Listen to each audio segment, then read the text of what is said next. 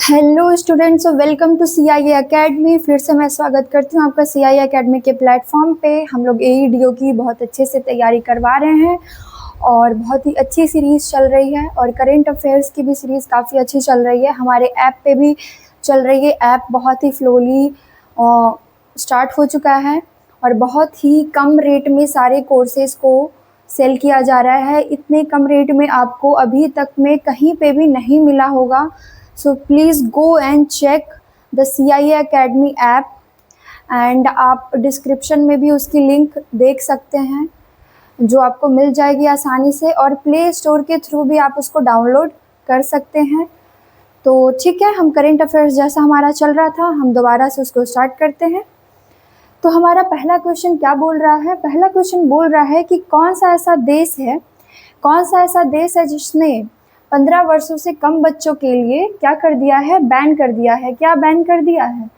तो use of its national electronic ID system to enforce ban on social media, right. तो social media पे ban लगा दिया है किसके लिए? 15 वर्ष से कम उम्र के बच्चों के लिए, है ना। तो वो कौन सा देश बना है जिसने ऐसा काम किया है? और ये बहुत ही अच्छी चीज़ है क्योंकि सोशल मीडिया का जो इम्पैक्ट है ना, कभी गुड भी है और कभी बैड भी है, लाइक इट्स पॉजिटिव और नेगेटिव बोथ। लेकिन ये चिल्ड्रंस के लिए, बच्चों के लिए ये मोस्टली नेगेटिव ही है। तो जितना हो सके जो भी हमारे बच्चे हैं वो आउटडोर चीज़ों पे, फिजिकल चीज़ों पे ज़्यादा ध्यान दें, ना कि सोशल मीडिया और गेम्स में, इन सब चीज़ों में लगे रहे, राइट। तो ये डेनमार्क का बहुत ही अच्छा इनिशिएटिव है। तो ये कौन सी कंट्री है? डेनमार्क है जिसने ऐसा किया है। 15 ईयर्स से कम एज वालों बच्चों के लिए सोशल मीडिया बैन कर दिया है, ठीक है। ये आप देख सकते हो यहाँ पे बहुत अच्छे से दिया हुआ है कि इसने क्या किया है?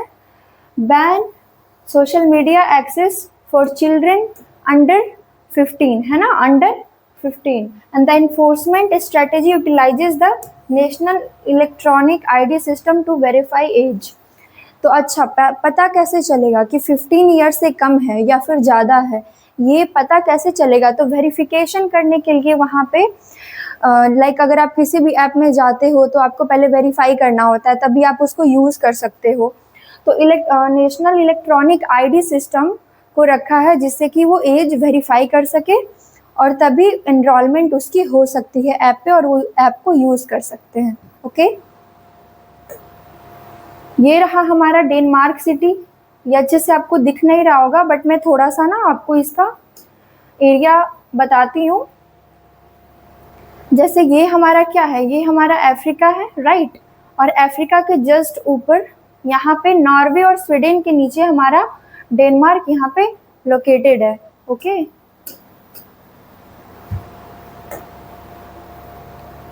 ठीक है। Which country will host the COP30? COP30 के बारे में यहाँ पे बात हो रही है। किसका? क्लाइमेट समिट इन 2025, है ना। 2025 में COP30 को होस्ट करने वाली कंट्री कौन बनेगी? अच्छा, तो COP29 किसने किया था? कहाँ पे हुआ था? मतलब ये कहाँ पे हुआ था? Climate change conference, climate change conference, ये कहाँ पे हुआ था? क्लाइमेट चेंज कॉन्फ्रेंस कहाँ पे हुआ था? तो ये हुआ था बाकू अजरबैजान में। कहाँ हुआ था? बाकू अजरबैजान में, है ना। ये कब हुआ था? ये 2024 में हुआ था। और 2025 में कहाँ होने जा रहा है? तो ब्राज़ील में होने जा रहा है, जहाँ का एक सिटी है बेलिम, ब्राज़ील में ये होने जा रहा है। कौन सा? COP30 climate summit 2025। और कब होगा? तो ये इसी मंथ में होगा, नवंबर में ही होने वाला है। इसका डेट्स आई थिंक 10 से ही है कुछ। हाँ, चलो हम देख ही लेते हैं।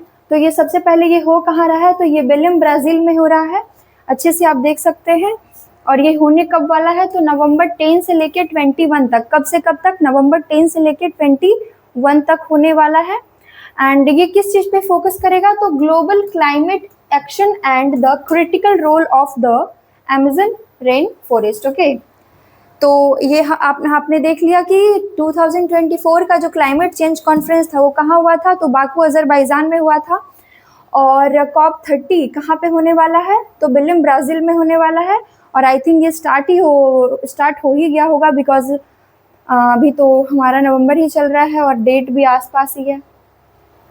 चलो, ब्राज़ील कहाँ पे लोकेटेड है, तो ब्राज़ील हमारा साउथ अमेरिका में है। कहाँ पे है, साउथ अमेरिका में है।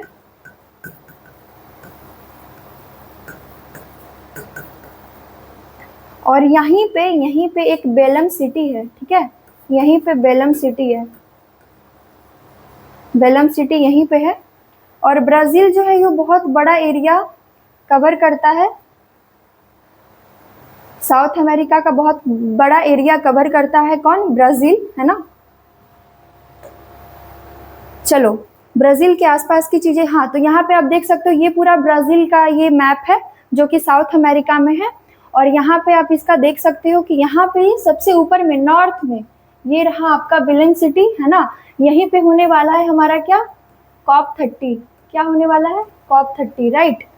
और यहाँ आप देख सकते हो ये ब्राज़ील का पूरा ये यहाँ दिया हुआ है। तो आप देख सकते हो इस साइड में आपका ब्राज़ीलियन हाईलैंड होता है जो कि ये ईस्ट की तरफ है, राइट।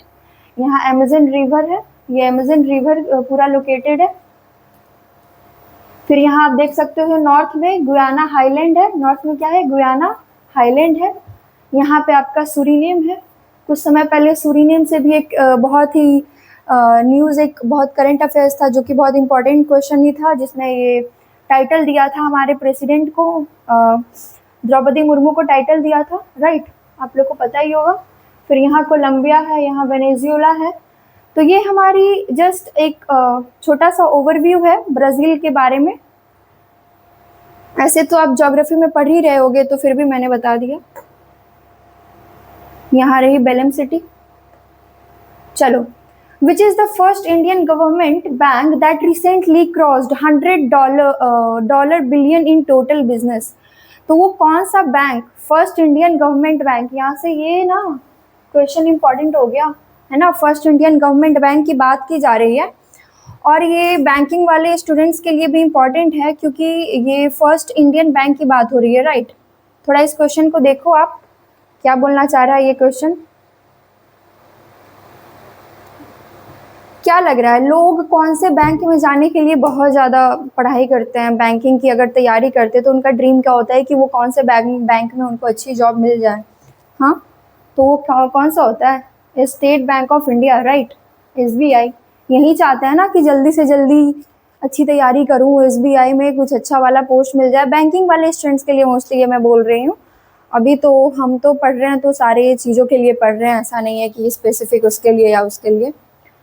तो SBI है जिसने कि 100 बिलियन का बिजनेस किया है और ये देश का पहला गवर्नमेंट बैंक बना है ना, जिसने कि 100 बिलियन टोटल बिजनेस को क्रॉस कर दिया है। ये बहुत खुशी की बात है।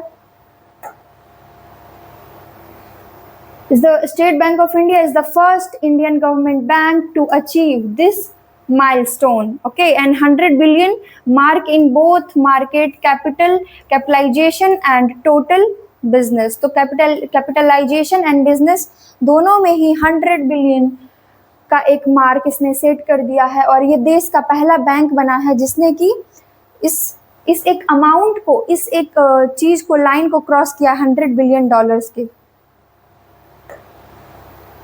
This achievement reflects the bank's strong financial performance and credit growth, right? ये पूरा हिस्टोरिकल इवोल्यूशन है बैंक में, बैंकिंग का इंडिया में। तो ये तो इम्पॉर्टेंट नहीं है बट ये यहाँ पे है, तो आप चाहो तो इसको देख सकते हो फॉर नॉलेज, राइट। किस तरीके से कौन से बैंक्स बने उसके डेट्स के साथ यहाँ पे आपको अवेलेबल है।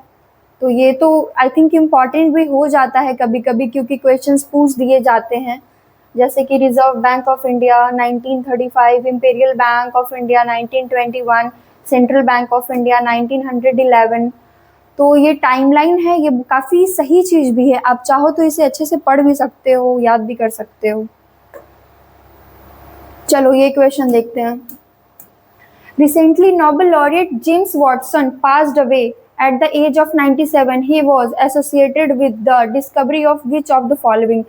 ये बहुत ही बढ़िया क्वेश्चन है और ये तो आप लोग को देखना ही चाहिए। कितनी बार जेम्स वॉटसन के बारे में पढ़े हो, कितनी बार जेम्स वॉटसन के बारे में पढ़े हो? मुझे तो लग रहा है कि क्लास 7 से ही पढ़ रहे होगे, है ना? क्लास 7 से ही इन चीज़ों को पढ़ रहे होगे, लेकिन याद अभी कुछ नहीं आएगा। क्वेश्चन बनाने टाइम ऐसे भी याद नहीं आता है कि क्या है आंसर, क्या नहीं है, कुछ याद नहीं आता है।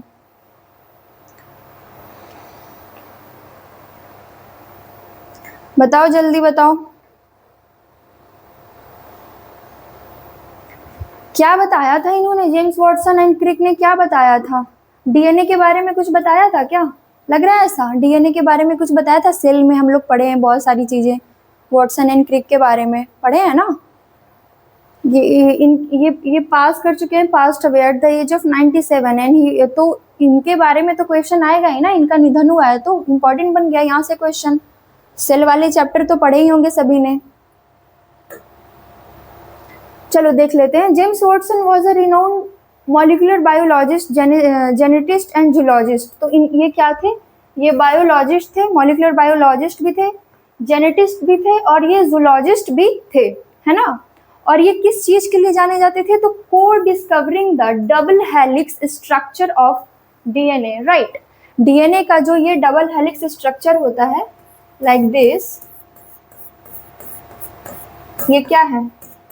ये डबल हेलिक्स स्ट्रक्चर है ना।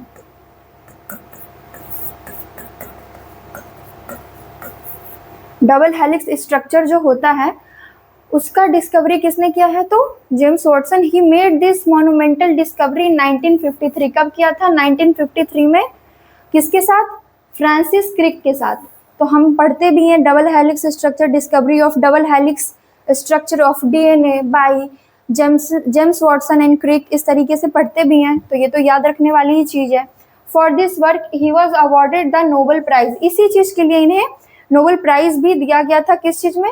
फिजियोलॉजी में और मेडिसिन में। कब दिया गया था? तो 1962 में दिया गया था। डिस्कवरी कब करे थे, किया था इन्होंने? 1953 में।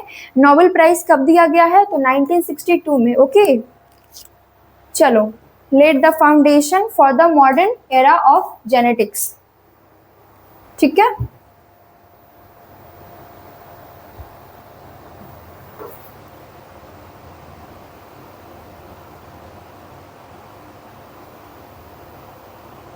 चलो नेक्स्ट क्वेश्चन पे जाया जाए। थोड़ा सा आपको अब डीएनए के बारे में भी बता दिया जाए कि डीएनए, ये हिंदी में है, आप देख लेना। चलो ये क्या है? तो ये हमारा डीएनए के बारे में है, ठीक है।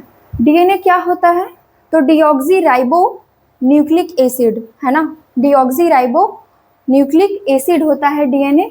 और डीएनए में जो जो चीजें अवेलेबल होती है, तो एडेनाइन,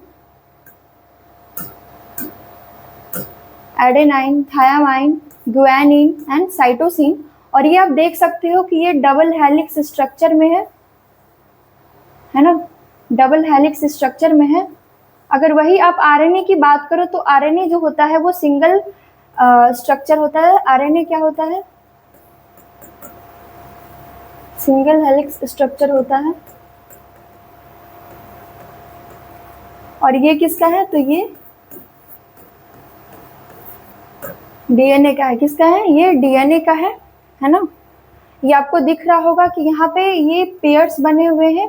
ये दोनों हेलिक्स के बीच में पेयर्स बने हुए होते हैं। ये एडेनिन और थायमिन के पेयर्स हैं, ये गुआनिन और साइटोसिन के पेयर्स हैं। तो इस तरीके से ये पेयर्स बनाए हुए होते हैं। यहाँ पे आप देख सकते हो, राइट। और इसका बेस क्या होता है? तो बेस होता है नाइट्रोजिनस बेस होता है ना। क्या होता है? नाइट्रोजिनस बेस होता है, यही सब। और इसमें शुगर होता है, फोस्फेट होता है, लाइक ये बैकबोन के लिए फोस्फेट होता है। तो डीऑक्सी राइबो न्यूक्लिक एसिड से हम यही समझते हैं कि नाइट्रोजिनस बेस है। उसका जो शुगर एंड फोस्फेट भी उसमें अवेलेबल है। और ये सारे उसके जो है कंपोनेंट्स, जैसे कि एडेनिन हो गए, थायमिन हो गए, गुआनिन हो गए और साइटोसिन हो गए। तो आरएनए में बस एक चेंज होता है कि इसमें यूरैसिल आ जाता है ना, यूरैसिल आ जाता है और इसमें से एक थायमिन जो होता है वो निकल जाता है, ठीक है। आप यहाँ पे भी देख सकते हो, बहुत ही अच्छे से यहाँ दिया हुआ है, बहुत ही अच्छे से दिया हुआ है। ये हमारे बेस पेयर्स, ये हमारा डीएनए है और ये हमारा आरएनए है, ये हमारा बेस पेयर्स दिया हुआ है, राइट। और ये डबल स्टैंडर्ड होता है, ये भी आपको यहाँ पे अच्छे से लिखा हुआ है। शुगर क्या है तो फॉस्फेट है, डीऑक्सीराइबो है। ये आपका यहाँ पे बॉन्ड स्ट्रक्चर भी दिया हुआ है, बॉन्ड स्ट्रक्चर भी दिया हुआ है, ओके। डीऑक्सीराइबो न्यूक्लिक एसिड, यहाँ पे आपको बॉन्ड स्ट्रक्चर भी दिया हुआ है। यहाँ पे आपका न्यूक्लियो बेस के बारे में भी बताया गया है। यहीं आप आरएनए देखो तो आरएनए डबल नहीं, ये क्या होता है, सिंगल स्ट्रैंडर्ड स्ट्रक्चर होता है। क्या होता है, सिंगल स्ट्रैंडर्ड स्ट्रक्चर होता है ना। और ये सिंगल न्यूक्लियो बेस होता है, ये क्या होता है, सिंगल न्यूक्लियो बेस होता है। और ये आपका राइबोज का पूरा ये बॉन्ड स्ट्रक्चर दिया हुआ है, ये आप देख सकते हो अच्छे से। आप चाहो तो इसको याद भी कर सकते हो, लेकिन मोस्टली जो याद करने वाली चीज़ है ना, वो बेस पेयर्स को याद करने वाली चीज़ें हैं, इसके स्ट्रक्चर को याद करने वाली चीज़ है, और जो भी इसके कंपोनेंट्स है वो याद करने वाली चीज़ है, ठीक है। चलो ये देखते हैं, what is national legal services day celebrated annually in India. तो मुझे जल्दी से बताओ, या आप सोचो और खुद में मन में ऐसा रखो कि आंसर को मन में रखो, तो इससे क्या होता है ना कि सेल्फ टेस्ट भी होता है कि क्या आंसर होगा, क्या आंसर होगा, तो इसका सेल्फ टेस्ट भी होता रहता है। तो क्या इसमें पूछ क्या रहा है कि what is national legal service, है ना, नेशनल लीगल सर्विस के बारे में पूछ रहा है। तो क्या हो जाएगा, 6 नवंबर, 7 नवंबर, 8 नवंबर या 9 नवंबर, तो हो जाएगा 9 नवंबर, राइट, 9 नवंबर। चलो देख लेते हैं, नेशनल लीगल सर्विस डे, है ना, ये कब मनाया जा रहा है, तो ये 9 नवंबर को मनाया जा रहा है ना। और ये क्या इन्फोर्स करता है, तो legal service authorities act 1987, legal service authorities day act 1987 में, विच ऑफिशियली केम इनटू इफेक्ट, कब आया था ये, ऑफिशियली कब आया था, 9 नवंबर 1995 में। और उसी दिन से 9 नवंबर को लीगल सर्विस डे मनाया जा रहा है, नेशनल लीगल सर्विस डे। चलो इसका गोल क्या है, तो गोल है educate the public about their rights and the availability of free legal aid for vulnerable communities, free legal aid for vulnerable communities. अच्छा ठीक है, मुझे फ्री लीगल एड के बारे में जो एक पॉलिटी का क्वेश्चन है कि डीपीएसपी में या फिर किसी भी में भी ये दिया हुआ है, तो आपको बताना है कि ये कौन से आर्टिकल में मेंशन्ड है। ये आप कमेंट करोगे कि ये फ्री लीगल एड कौन से आर्टिकल में मेंशन्ड है, ओके।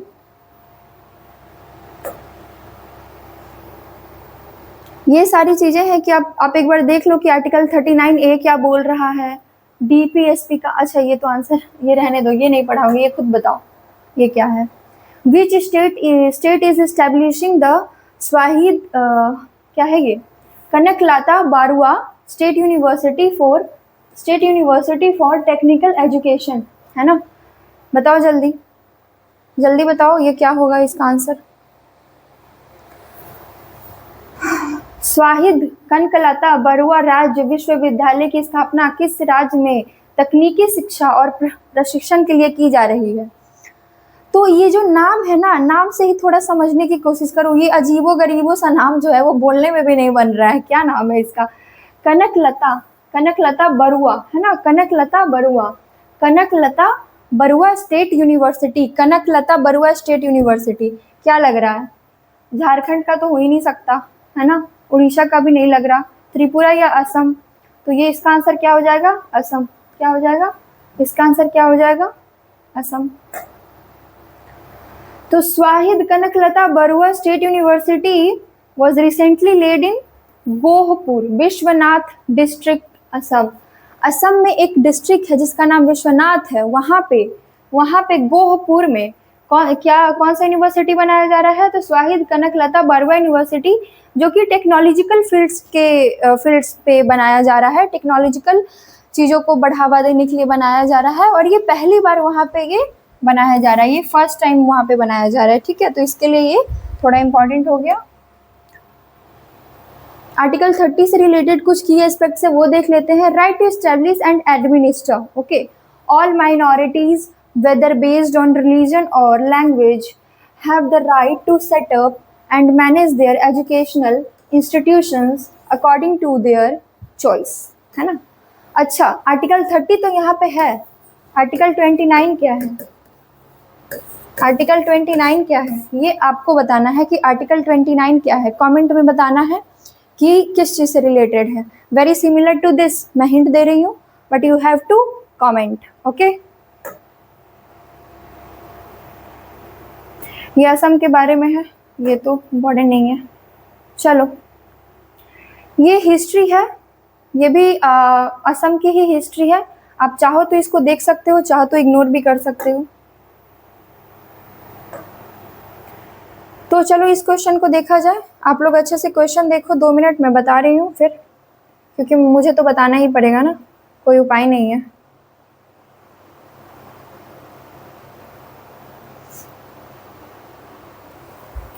क्या है question? Who recently became India's 91st chess grand master. 91st chess grand master की बात की जा रही है. ये क्वेश्चन आ सकता है, लेकिन इतना मतलब मैंने तो ऐसे क्वेश्चन लिख दिया है कि क्या who recently became India's 91st chess master, ये मैंने लिख दिया है. लेकिन क्या ऐसे क्वेश्चन आ सकते हैं इस तरीके से? डायरेक्ट आ भी सकते हैं, नहीं भी आ सकते हैं. अगर यहाँ पे आपको देगा ना तो ये पूछ सकता है कि ये 91st था या फिर क्या था. ठीक है, 90 था, ये इस तरीके से भी पूछ सकता है. ये आपको मैच द फॉलोइंग में भी पूछ सकता है. फिर अगर आप इसको ये याद रखते हो ना, इस तरीके से वन लाइनर वाले क्वेश्चंस भी अगर पढ़ लेते हो, साथ ही साथ आप स्टेटमेंट वाले भी पढ़ लेते हो, लेकिन अगर वन लाइनर भी आप पूरा रटे हुए हो, पूरा आपको याद है, तो इजीली आप एलिमिनेट करके भी अच्छा स्कोर कर सकते हो, है ना. क्योंकि चीज़ें अगर आपको पता होती है ना कि कौन कहाँ पे था, एडिशन याद है आपको, नाम याद है आपको, ये 2 चीज़ें, और गेम, कौन सा गेम है, ये किस चीज़ में उसे अवार्ड मिला, किस चीज़ में उसने जीता, और उसका जो एडिशन था वो कौन सा था, इतना याद रखना है और नाम याद रखना है. उसके बाद एलिमिनेट भी आप बहुत इजीली हो सकते हो. तो ज़्यादा पढ़ने की तो नीड ही नहीं है, बस प्रेजेंस ऑफ माइंड होना चाहिए और 2-3 चीज़ें याद होनी चाहिए, बहुत अच्छे तरीके से याद होनी चाहिए. और अगर वो आपको याद है ना, तो कितना भी क्रिटिकल क्वेश्चन, कितना भी डिफिकल्ट क्वेश्चन अगर आपको दे दिया गया है, फिर भी आप उसको सॉल्व करके आओगे. और ज़्यादा डिफिकल्ट देने का तो कोई प्रोबेबिलिटी बनता नहीं है. इससे ज़्यादा आपको ऐसे क्वेश्चंस भी पूछे जा सकते हैं इजीली. अगर आपको ऐसे नहीं पूछ रहे, इसके जगह अगर आपको कुछ और पूछ दिया गया है ना, खेलो इंडिया से कुछ पूछ दिया गया या फिर कुछ इसके जगह पे आपको पूछ दिया गया और ऑप्शन में आपको दे दिया गया ये, तो क्या आपको पता है कि नहीं राहुल वीएस जो है वो किस चीज़ से रिलेटेड है? तो 91st चेस ग्रैंड मास्टर से रिलेटेड है. तो आप इजीली इसको एलिमिनेट कर दोगे. कहाँ पे? अगर आपको इसके जगह पे खेलो इंडिया से क्वेश्चन पूछ रहा है. तो इसीलिए क्या होता है ना कि हमें नाम, एडिशन और गेम, ये 3 चीज़ ना, स्पोर्ट्स वाले जितने भी क्वेश्चंस होंगे, गेम्स वाले जितने भी क्वेश्चंस होंगे, इसमें ये 3 चीज़ आपको याद रखना ही पड़ेगा. नाम, एडिशन और क्या, गेम. कि कौन से एडिशन का गेम था, क्या नाम है विनर्स का और रनर अप का, बस इतना ही. चलो, तो Rahul V S, he achieved this title after winning the sixth Asian individual championship in the Philippines, है ना. तो पहले इन्होंने 6th Asian individual championship Philippines में जीता, उसके बाद इन्होंने 91st ग्रैंड मास्टर का भी टाइटल लिया. ओके, चलो, तो चेस का जो है ओरिजिन, उसके बारे में यहाँ पे लिखा हुआ है. अगर आप चाहो तो इसको पढ़ सकते हो, अदरवाइज आप स्किप भी कर सकते हो. राइट, चलो ये क्वेश्चन पढ़ो फास्ट. ये क्वेश्चन किस चीज़ के बारे में है? किस चीज़ के बारे में ये क्वेश्चन है? पढ़ो फास्ट, जल्दी पढ़ो.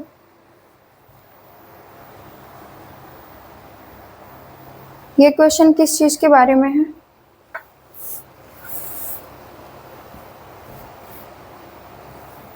तो which of the following countries announced the adoption of India's flagship poverty alleviation initiative, Day NRLM, है ना, with a focus on women empowerment and rural livelihood. तो क्या बोल रहा है यहाँ पे? किस देश ने महिला सशक्तिकरण, है ना, किस देश ने महिला सशक्तिकरण और ग्रामीण आजीविका परिवर्तन पर ध्यान केंद्रित करते हुए भारत की प्रमुख गरीबी उन्मूलन पहल डे NRLM को अपनाने की घोषणा की है? तो ये जो इतनी बड़ी चीज है ना, ये कौन कर सकता है? ये कौन कर सकता है? तो ये इथोपिया है, इथियोपिया है, ठीक है। तो क्या हो जाएगा? Ethiopia committed to integrate, Ethiopia committed to integrate the successful strategies of India's Deendayal Antyodaya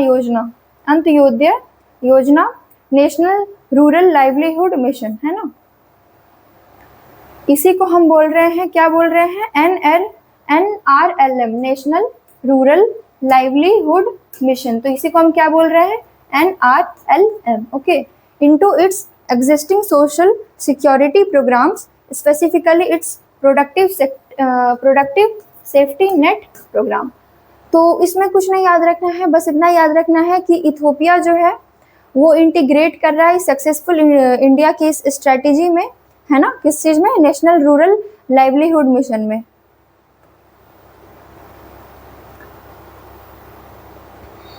ये रहा इथियोपिया हमारा। अब इसके बाउंड्रीज पे जो कंट्रीज है उनको आप अच्छे से देख लो, पूछा ही जाता है, बिल्कुल ही पूछा जाएगा। नियरेस्ट कंट्रीज ऑफ इथियोपिया करके आपसे पूछा जा सकता है। और अगर ये इसमें पता है, ये ना ज्योग्राफी में भी काफ़ी हेल्प करता है। अगर आपसे मैपिंग से क्वेश्चन कर रहे हैं ना, तो जैसे आपको कुछ जैसे जो भी इम्पोर्टेंट कंट्रीज है, जो भी इम्पोर्टेंट प्लेसेस है, अगर आप उसको देख लेते हो जो कि न्यूज़ से रिलेटेड है, और अगर आप उसको मैप में भी देख लेते हो, तो आपको पता है कि उसके जो नियर बाउंड्रीज वाले जितने भी कंट्रीज है, उसके जितने भी पड़ोसी हैं, अगर आपको उनके बारे में चीज़ें याद है तो आप आसानी से, आपको पता है कि कौन सी कंट्री कहाँ लोकेट कर रही है, फिर उसके बगल में कौन सा सी है, कौन सा ओशन है, कौन सा स्ट्रेट है, ये सारी चीज़ें आपको याद होती है। तो बहुत ईजी हो जाता है कि पूरा मैप ना माइंड में आपके ना रिकॉर्डेड है, ऐसा हो जाता है। तो ये भी आप देख लो कि इसके नॉर्थ में क्या है, तो डिजिबूती है, उसके बाद क्या है? एरिटेरिया है यहाँ पे, है ना। यहाँ क्या है? सूडान है। इधर क्या है? साउथ सूडान है। यहाँ क्या है? Uganda, Kenya, Somalia, right. अब इधर आप देख सकते हो, ये रहा आपका रेड सी जो जा रहा है। रेड सी के इस तरफ और इस तरफ वाली चीज़ों को भी आपको याद रखना है, ईस्ट वेस्ट वाली चीज़ों को भी आपको याद रखना है कि क्या क्या है। इजिप्ट है, सऊदी अरेबिया है। इधर आप देख सकते हो यहाँ पे येमेन है। येमेन के नीचे यहाँ आप देख सकते हो गल्फ ऑफ एडन है ना। और इधर आप देख सकते हो गल्फ ऑफ एडन के ऊपर यहाँ पे ओमान है। और ये दोनों क्या है? येमेन और ओमान सऊदी अरेबिया के नीचे है, साउथ में है। तो आप इस तरीके से भी याद करके रख सकते हो। ये सब ना एक दूसरे के ना करीबी हैं, तो बहुत अच्छे से आपको याद हो सकता है। अच्छा, याद करने का एक तरीका भी बता रही हूँ। ये इथोपिया है, इथोपिया के ऊपर आपने देख लिया एरिटेरिया, एरिटेरिया देख लिया, एरिटेरिया से नीचे आए, एरिटेरिया के बगल में क्या देख लिया? सूडान, सूडान से नीचे आए क्या देख लिया? साउथ सूडान, साउथ सूडान से नीचे आए तो क्या देख लिया? Uganda, Kenya. अब बोलने में भी कितना ईजी है, Uganda, Kenya, Kenya, Uganda, easy to like थोड़ा ऐसे बन भी रहा है ना, युगांडा, केनिया, केनिया, युगांडा।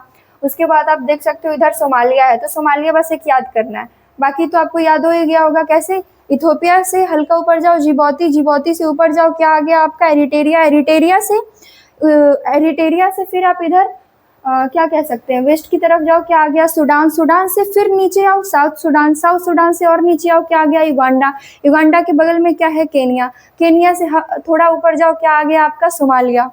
तो ये काफ़ी इजी है याद करने के लिए, बस आपको ना इस तरीके से याद करते रहना है, ठीक है।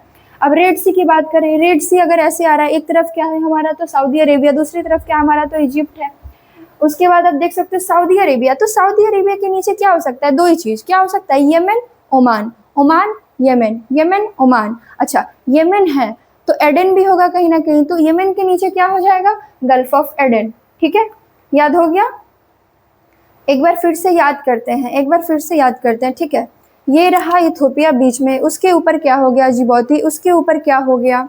उसके ऊपर क्या हो गया? एरिटेरिया, इथोपिया, एरिटेरिया, इथोपिया ऊपर एरिटेरिया, फिर बगल क्या हो गया? बगल क्या हो गया उधर? सूडान, सूडान के नीचे क्या हो गया? साउथ सूडान, साउथ सूडान के नीचे क्या हो गया? युगांडा, युगांडा के बगल में क्या हो गया? केनिया, केनिया के थोड़े ऊपर क्या हो गया? Somalia, easy. चलो ये देखते हैं। What is Vibe coding named the 2025 Collins Dictionary Word of the Year? चलो ये बताओ, ये तो इजी है। पता नहीं इजी है कि नहीं, आप जानो। What is Vibe coding named the 2025 Collins Dictionary Word of the Year? ये पूछता है, ये पूछता है भाई, ये पूछता है। याद करके रखा करो चीज़ों को, बहुत कुछ पढ़ना है, ऐसे ही टाइम गंवाने से नहीं होगा, ऐसे ही टाइम गंवाने से नहीं होगा।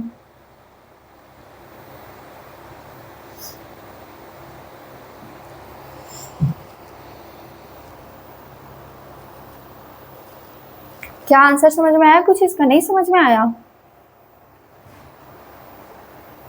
क्या होगा? The use of AI to generate code from natural language. प्राकृतिक भाषा से कोड बनाने के लिए AI का उपयोग। तो क्या पूछ रहा है? What is vibe coding? Vibe coding क्या होता है? Named the 2025 Collins dictionary word of the year. Vibe coding क्या होता है? The use of AI। अच्छा एक बात बताऊं, AI से रिलेटेड कोई भी क्वेश्चन आ रहा है ना, या फिर AI आपको ऑप्शंस में भी दिख रहा है ना, प्रोबेबिलिटी रखना AI ही आंसर होगा। क्योंकि अभी इतना जान लो ना कि आर्टिफिशियल इंटेलिजेंस के जितने टूल्स आ चुके हैं ना, जितनी चीज़ें आ चुकी हैं ना, कि आंसर मतलब इससे क्वेश्चन बनना ही है। कहीं कुछ ना कुछ मेंस में आ जाए कोई क्वेश्चन, ऑब्जेक्टिव्स में, प्रीलिम्स में आ जाए कोई क्वेश्चन, लेकिन बनना है। तो बस जान लो अभी पूरे दुनिया में रूल करने वाला है ये। करने वाला क्या कर रहा है? Collins Dictionary selected it as Word of the Year for 2025 because it highlights a major cultural shift in software development driven by the rapid advancement of AI tools. बस खत्म। क्या हाईलाइट कर रहा है? मेजर कल्चरल शिफ्ट को highlight कर रहा है, सॉफ्टवेयर डेवलपमेंट, और ये driven by rapid rapid advancement of AI tools. देख रहे हो कितनी रैपिडली इसका एडवांसमेंट हो रहा है भाई AI टूल्स का। एक दिन आएगा पूरी दुनिया पे रूल करेगा और ह्यूमंस कुछ नहीं कर पाएंगे।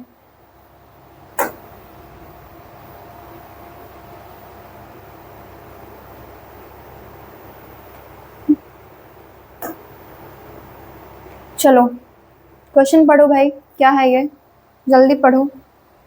मैं समय दे रही हूँ ना कि आप पढ़ो क्वेश्चन, थोड़ा उसको समझो। ये नहीं कि मैं बोलते गई बताते गई, ऐसे थोड़ी होता है।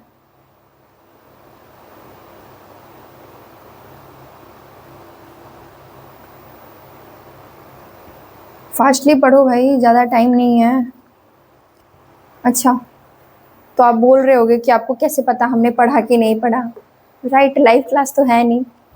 चलो, the 100 drums Wangala festival a major post harvest है ना, major post harvest celebration is primarily associated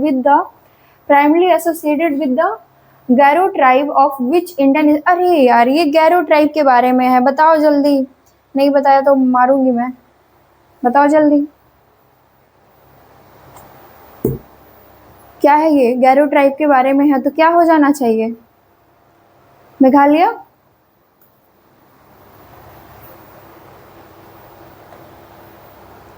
Wangala festival क्या होता है? वांगला फेस्टिवल होता है ना कि festival of 100 drums, biggest harvest festival celebrated by the Garo tribe. ये फिर ये एक हार्वेस्ट फेस्टिवल है, अनाज लगाया, उसकी कटाई हुई, हार्वेस्टिंग हुई और ये फेस्टिवल मनाया गया। तो ये 100 ड्रम्स वाला फेस्टिवल है और इसी को कहते हैं क्या? वांगला फेस्टिवल। क्या है? 100 ड्रम्स वाला फेस्टिवल है। 100 ड्रम्स वाला फेस्टिवल है। और ये कौन मनाते हैं? तो ये गैरो ट्राइब मनाते हैं। उनका ये बिगेस्ट हार्वेस्ट फेस्टिवल है जो ये वो लोग मनाते हैं बहुत अच्छे से।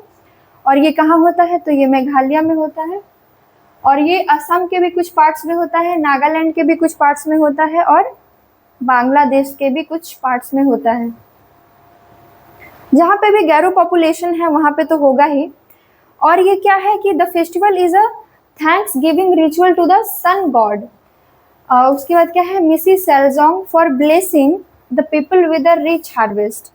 तो ये बेसिकली ना, ये सूर्य देवता को एक तरीके का थैंकिंग होता है उनके तरफ से कि आपने हमें बहुत ही अच्छा हार्वेस्ट दिया है, बहुत अच्छे से उनकी ये चीज़ें होती हैं, कटाई होती है, काफ़ी उन्हें अच्छा फ़ायदा होता है, तो ये फेस्टिवल मनाया जाता है और ये गैरो ट्राइब मनाते हैं और गैरो ट्राइब की पॉपुलेशन जहाँ पे भी होती है वहाँ पे ये मनाया जाता है। इसका नाम क्या है? वांगला फेस्टिवल। ज़्यादातर गैरो ट्राइब जो है वो मेघालय में पाए जाते हैं, कुछ पार्ट्स ऑफ असम और नागालैंड और बांग्लादेश के भी कुछ जगहों पे पाए जाते हैं, लेकिन मोस्टली मेघालय में पाए जाते हैं। ठीक है, और इसका नाम क्या है? वांगला फेस्टिवल। और वांगला फेस्टिवल क्या होता है? बेसिकली एक 100 ड्रम्स वाला फेस्टिवल है। चलो देखो कितने प्यारे तरीके से मना रहे हैं। ये क्या है? ड्रम है भाई, ड्रम है। यही 100 ड्रम्स होते हैं टोटल।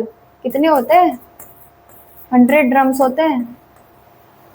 ये वो वाला ड्रम नहीं है जिसमें काट के डाल दिया जाता है।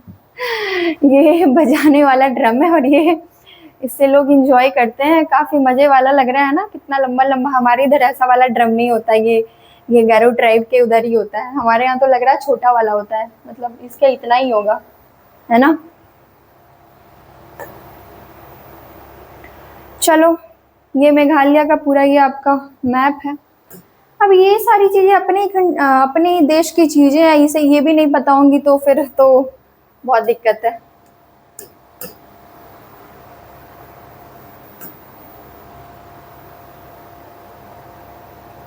देख लो, गैरो हिल्स, खासी हिल्स, शिलोंग, जैंतिया हिल्स सब पाए जाते हैं यहीं पे। तो ये आज का हमारा आखिरी क्वेश्चन था। ये हमारा आज का आखिरी क्वेश्चन था। होप सो आपको इसके क्वेश्चंस काफ़ी अच्छे लगे हों और बहुत अच्छे से याद भी हुआ हो। और आप इसको 1 से 2 बार देखना, वीडियोस को अच्छे से देखना। इम्पोर्टेंट क्वेश्चन है, अच्छा आपको काफ़ी अच्छे से ही सारा रिवीजन कराया जा रहा है और होगा भी। अब हम स्पोर्ट्स का भी करवाएंगे और स्पोर्ट्स का ऑलरेडी एक लेक्चर जा चुका है, 2 लेक्चर और जाएगा और वो भी आपका पूरा कंप्लीट हो जाएगा। दिसंबर 15 के पहले ना पूरा कंप्लीट हो जाएगा। उसके लिए आप एकदम ना निश्चिंत रहना, वो ऐसा नहीं है कि कुछ भी छूटने वाला है। तो बस अपना लगे रहो और देखते रहो। Okay, thank you.